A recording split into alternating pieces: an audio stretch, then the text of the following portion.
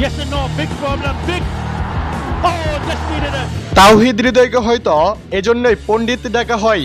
স্পষ্ট easy run আউটটা করতে পারলেন না তিনি তার পণ্ডিতির জন্যই। দর্শক, ঘটনাটি নেদারল্যান্ডসের ইনিংসের পাওয়ার প্লের পরের ওভারেই পেসার তানজিম সাকিবের করা ইনিংসের সপ্তম ওভারের চতুর্থ বলটি শর্ট মিডে ডিফেন্স করেন নেদারল্যান্ডসের প্লেয়ার স্কট এডওয়ার্ডস। এরপর তিনি রান নিতে দৌড় শুরু করেন। নন স্ট্রাইকে থাকা শাহরিজও দৌড়ে প্রায় মাঝ ক্রিজে চলে আসেন।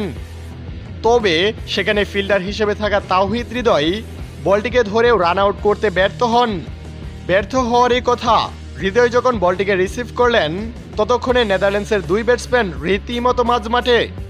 ইচ্ছে করলেই উইকেট কিপার লিটনের হাতে থ্রু করতে পারতেন হৃদয়, নয়তোবা নন স্ট্রাইকে সরাসরি থ্রু করলেও রান আউট হয়ে যেত।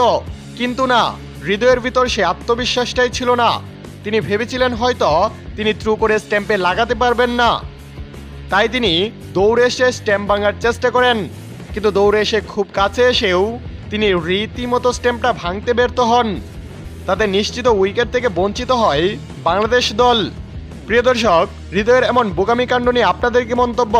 আপনাদের মহামূল্যবান কমেন্টে আমাদের ভিডিও নিচে জানাতে ভুলবেন না। ধন্যবাদ।